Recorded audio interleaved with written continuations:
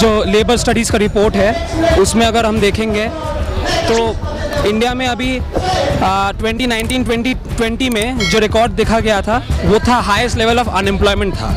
Specifically unemployment किस group में था? जो 18 से 24 होकर जो ग्रेजुएट होते हैं, जस्ट ग्रेजुएट पास हुए, उनके अंदर अनएम्प्लॉयमेंट सबसे ज़्यादा है। क्यों है? ये अभी मुद्दा नहीं है असल में। अनएम्प्लॉयमेंट एक बिग इशू है क्योंकि ये हमारे युवा है, हम काम करना चाहते हैं, पर ये मुद्दा अभी नहीं है। इम्पोर्टेंट मुद्दा है एम्प्लॉयमेंट।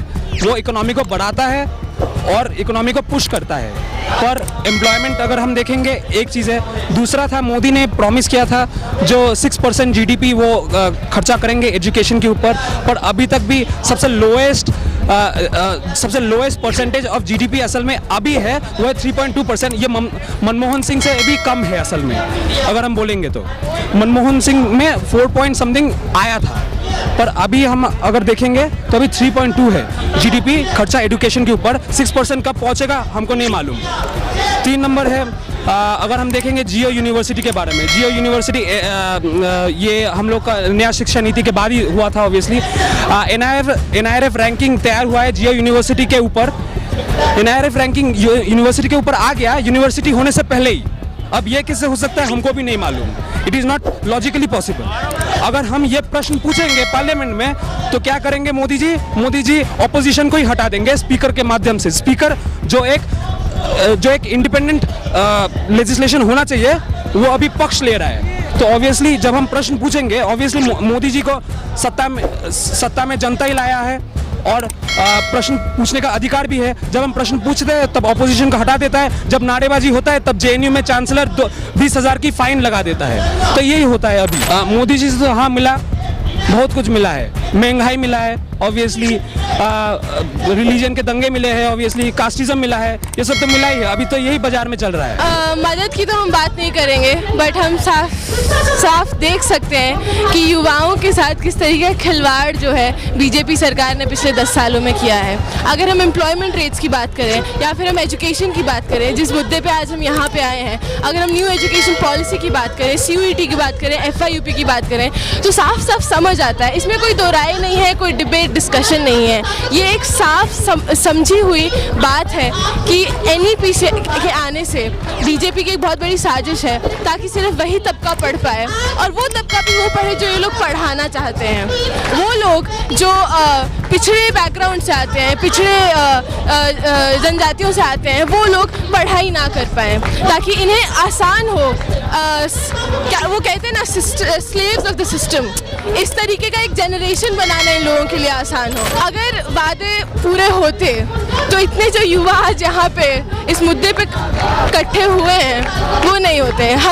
हम यूथ ऑर्गेनाइजेशंस को, हम स्टूडेंट्स, हमारा पढ़ाई लिखाई करना काम है। आजकल DU में एग्जाम्स चल रहे हैं, हम जाके अपने एग्जाम्स आराम से देते। हमें मजबूर नहीं होना पड़ता है यहाँ जंतर मंतर पे इकट्ठा होने के लिए। 2014 के अंदर जब मोदी जी सत्ता के अंदर आए थे तब उन्होंने सबसे ज़्यादा वोट भी लिए थे, और सबसे ज़्यादा अगर लुभाया था तो किसी युवा वर्ग को लुभाया था। लेकिन सत्ता में आने के बाद सबसे ज़्यादा अगर किसी कौम के साथ दगा किया, वो दगा भी युवा वर्ग के साथ किया। उन्होंने कहा था कि हम सरकार सत्ता में आने के बाद 2 करोड़ रोजगार देंगे। कहाँ है वो 2 करोड़ रोजगार? सत्ता में आने के बाद उन्होंने, आज आप देख सकते हो, हमने पिछले कुछ दिनों पढ़ा था कि देश के अंदर लास्ट 4 साल के अंदर 200 कुछ प्राइवेट यूनिवर्सिटीज़ बन गई, और उन यूनिवर्सिटीज़ के अंदर किसी गरीब का बच्चा, किसी मजदूरी दिहाड़ी करने वाले का बच्चा, किसी मनरेगा मजदूर का बच्चा नहीं पढ़ेगा। उसके अंदर वो पढ़ेगा जिसके पिताजी की इनकम महीने की 2-3 लाख रुपए होगी, और जो 10-15 हज़ार या 20-30 हज़ार रुपए देकर वहाँ से डिग्री लेगा। शिक्षा पे सबसे बड़ा हमला उन लोगों ने नई शिक्षा नीति लाकर किया, जिसके अंदर आज हम जिस सरकारी कॉलेज के अंदर पढ़ते हैं वहाँ हमारी फीस आज 1100 रुपये, और इनकी नई शिक्षा नीति का जो सेमेस्टर सिस्टम लागू हुआ है उसके अंदर फीस डबल हो गई। फर्स्ट ईयर की विद्यार्थी की 10-10 हज़ार, 12-12 हज़ार, 7-7 हज़ार रुपये फीस हो गई। आपने देखा होगा इससे पहले 1.5 साल किसानों का मूवमेंट चला। जो लोग कहते थे कि मोदी अटल है, वो अपने बात से पीछे नहीं हटता। उसको पीछे हटाने का काम सबसे पहले अगर इस देश के अंदर किसी ने किया तो वो किसानों के साथ किया। अभी का जो भी स्थिति देश में हुआ है उसकी वजह से जो आवाज़ आनी चाहिए विरोध के न्याय में और न्याय के हित में जो आवाज़ होनी चाहिए वो आवाज़ आनी बंद हो गई है, और जो भी सच की बात करता है, वो बोलता है कि देशद्रोही है।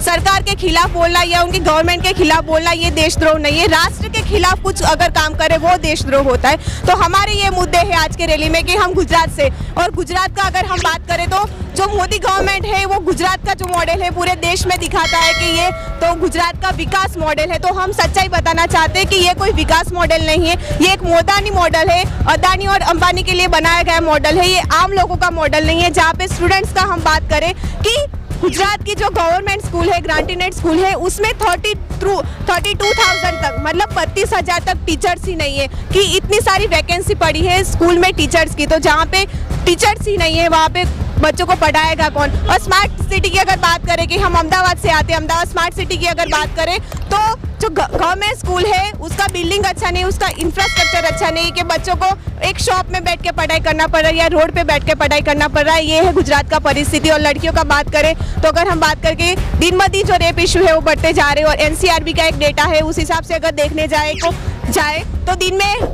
एक दिन में 3 स्टूडेंट वो जो सुसाइड कर रहे हैं। तो ये जो परिस्थिति है उसको देखना चाहिए और हम इसके खिलाफ आवाज करते हैं। तो उनको लगता है कि हम देशद्रोही है। मोदी जी खाली बातें करते हैं, वो पूरे नहीं करते हैं। वो खाली बातें करते हैं और लोगों को हमको सच्चाई दिखाना है कि मीडिया का भी अगर हम बात करें तो मीडिया भी पूरी तरीके से बिक रहा है कि मोदी जी कैसे आम खाते हैं वो दिखाया जाता है। पर यहाँ का स्टूडेंट एक उसके पास बुक नहीं है, उसके पास टीचर नहीं है, वो नहीं दिखा रहा, जो सच्चाई नहीं है वो नहीं दिखा रहा है। तो हमारा ये बात है। तो हमको बेसिक ताजा खबरों को देखने के लिए हमारे चैनल को सब्सक्राइब करें और लाइक, कमेंट, शेयर